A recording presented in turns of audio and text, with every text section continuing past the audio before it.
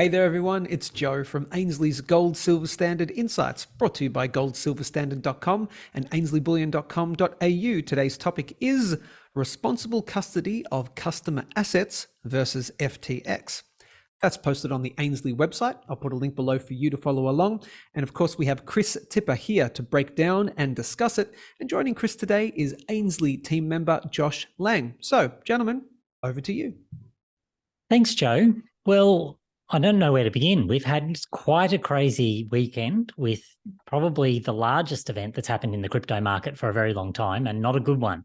So we're going to jump in and have a look at that and the flow-on impacts across a whole range of different areas, and probably some solutions around that we can discuss and what we offer here at Ainslie. So welcome, Josh. I know you've been across all of this. Let's jump straight in because there's a lot to break down here. What happened that caused the whole crypto market to effectively collapse in chaos at the moment? Well, it's really FTX, which was the big domino that fell. So FTX, for people who don't know, the second biggest crypto exchange out there. There was rumors that came out of which were fueled by the CEO of Binance, which led to a bank run. And Binance is the biggest, so because there'll be people watching this who aren't really crypto sort of focused. So Binance was the major, or is the major player in this space, isn't it?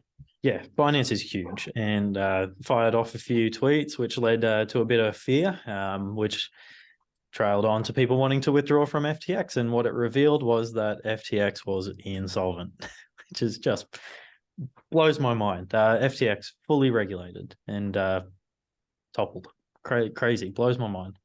So this is going to feed a lot of fear into people who were skeptical about crypto to begin with, I suppose, isn't it? Huge, big time, yeah.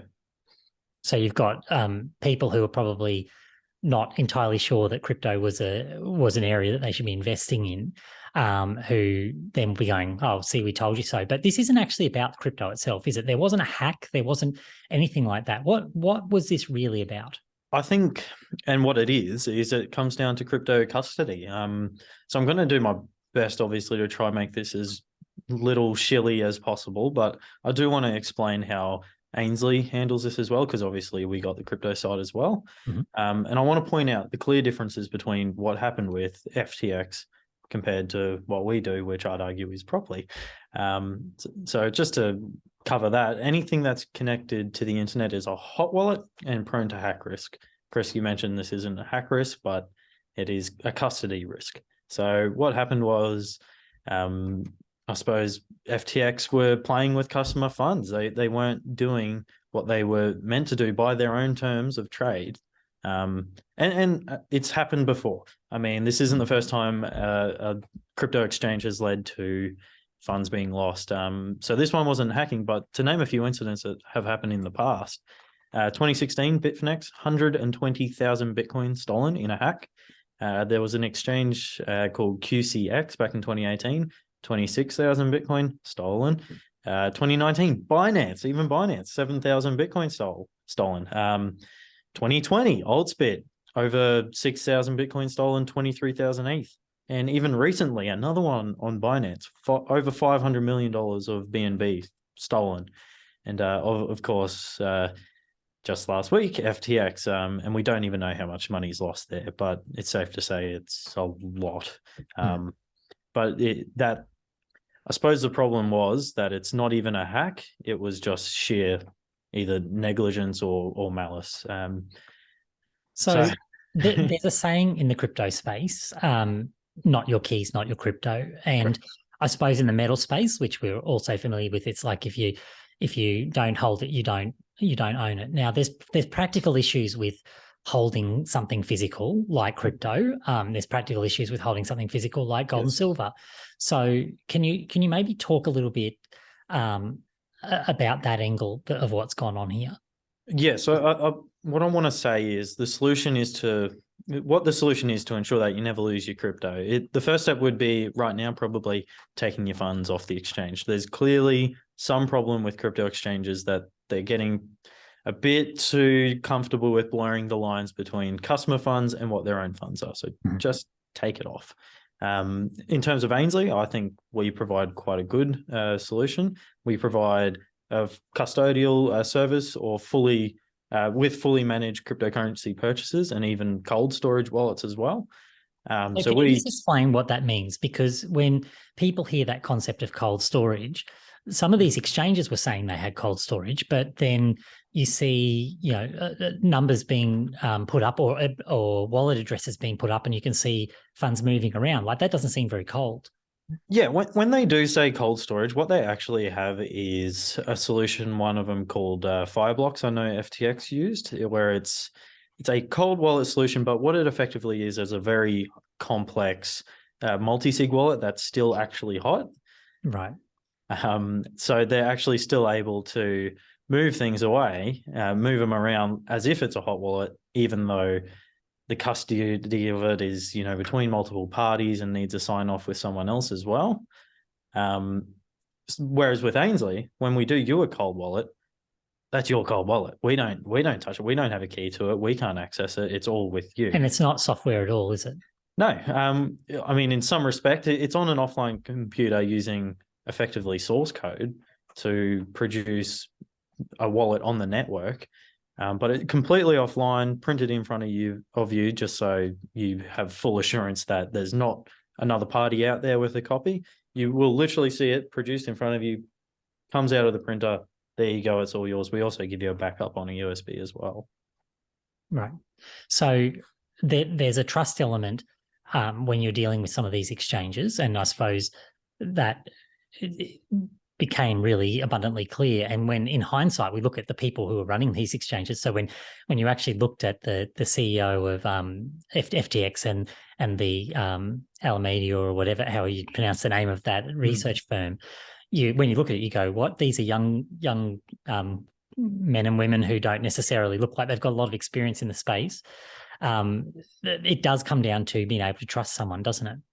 It does. I mean, FTX founded in 2019, and even though that, and you could argue unproven, people were still throwing money at them. But I suppose Ainslie, we've been around since 1974.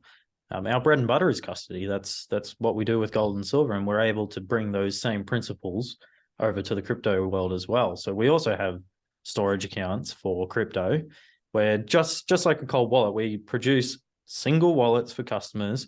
Their funds go on that wallet, only that wallet, and are taken to the reserve vault, just so no one else can touch them. Until you say to sell it, we can't touch it.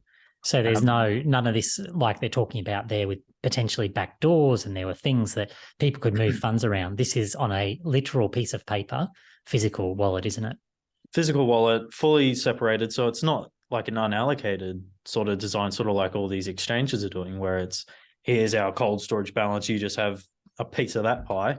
Ours is fully separated. You have an individual wallet. Even if you had yourself personally and your super fund, we separate them. We do not care if it saves time. We separate those. Okay, so there's some insight there into how that process works. That probably and it's rigid by design. We make it impossible for you to lose your hard-earned crypto. So even as this market correction starts to show signs of bottoming, which, not financial advice, but could be a good time to get in, you can park it away in Ainslie cold storage, not have to worry a bit about, finding yourself in a situation like with FTX.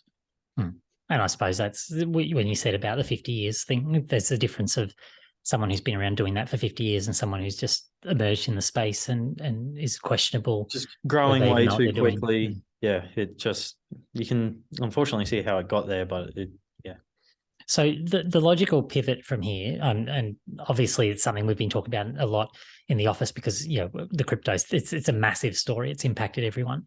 But what about bullion? Because people are going to ask that question and say, well, is that the solution? There's going to be some people who say, well, you don't even have this problem if you had bullion because it's physical and there's a big difference between that and crypto assets. I'm not arguing that at all. Like I'm a big believer in crypto assets, but can you talk to me a little bit about bullion and what makes the bullion custody a situation that this can't occur in?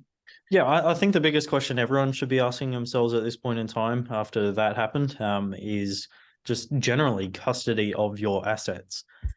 So to touch on bullion, storage, it's the biggest consideration whenever you're buying.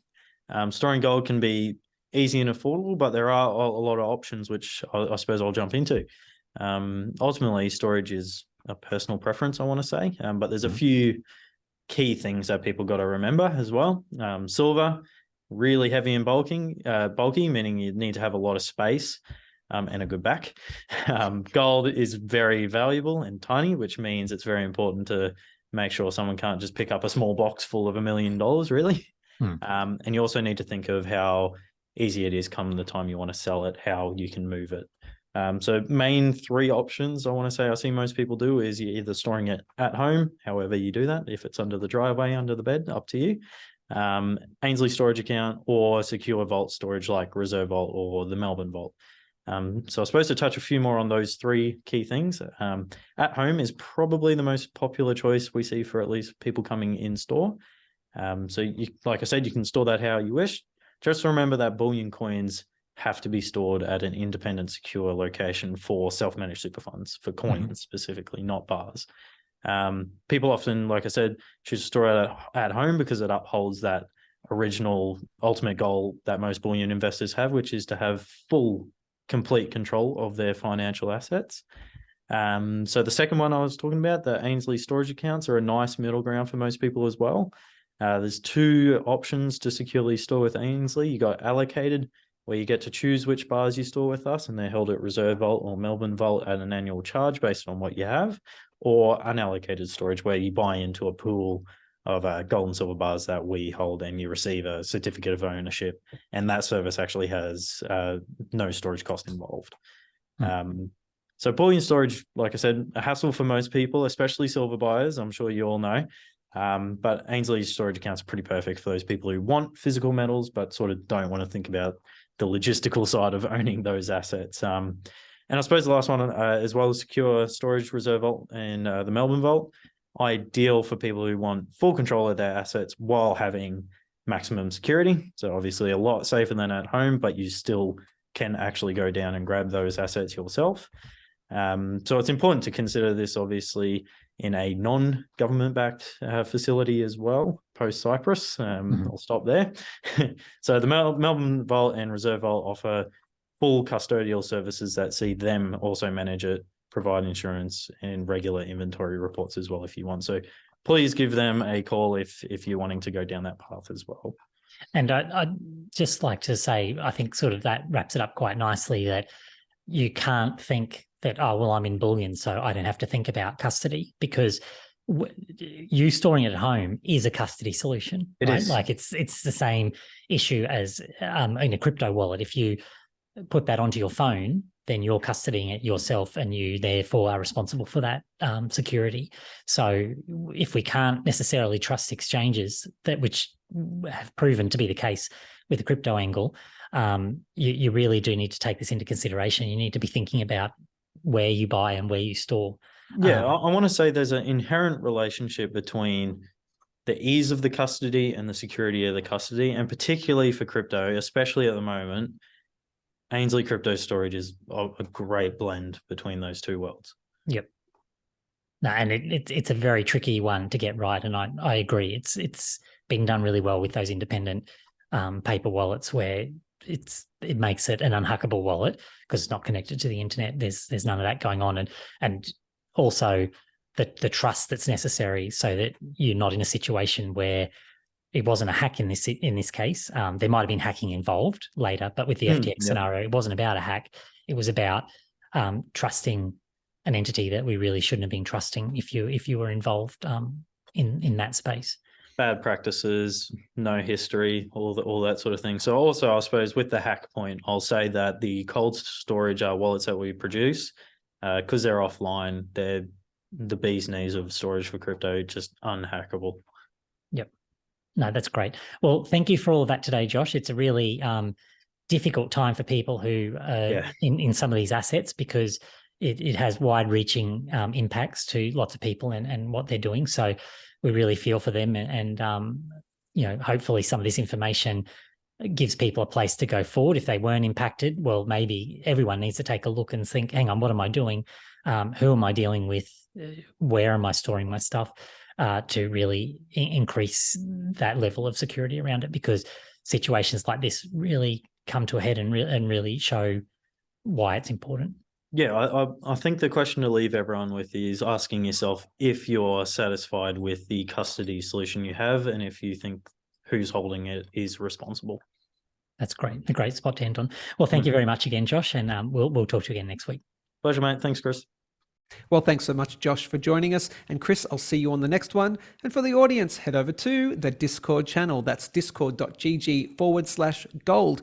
The perfect way to continue the conversation. Chris and Josh will be there for the next 1 or 2 hours after the upload of this video. So head over there, ask your questions, get a response, and tell us your feedback. We really want to hear from you. And I always want you to subscribe to the YouTube channel. That's youtube.com/Ainslie Bullion for the wide range of informational videos we post 5 days a week, including specials and much, much more.